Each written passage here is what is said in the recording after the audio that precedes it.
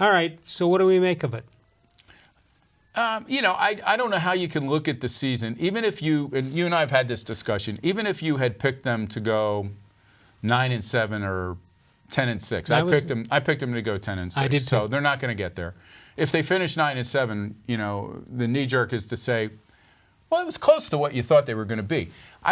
The way this season has developed, I think, is what this organization has to look at. Were players, following the lead of the coach in the way they played, and for better and worse, I would say. Were they undisciplined because they think the organization thinks that came from Freddie Kitchens? Were they undisciplined because John Dorsey brought in undisciplined players? I think there's a lot to review here, but if they don't finish in the playoffs this year, and I think that, I'm not saying that's completely gone, but it's certainly a slim chance now, it's going to be a disappointment. It's a disappointing season no matter how you look at it. We all know that sports is a business, and it gets pointed out with certain events at certain times.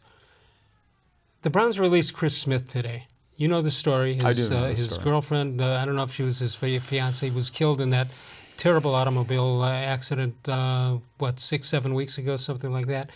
To be fair to the Browns, in all the games he played, he had no tackles from a defensive lineman's position.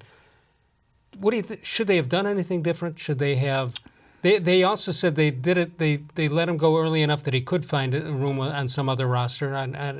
I get that, but it's a cold, hard business, isn't it? It is. I've read a few things where people have compared this to the way the Steelers dealt with Ryan Shazier. I certainly don't find those two things comparable. Right. One guy's career was ended physically because of something that happened on the football field. The other guy has been with them now for almost, 12 games. Almost 12 games. Well, yeah, 12 games.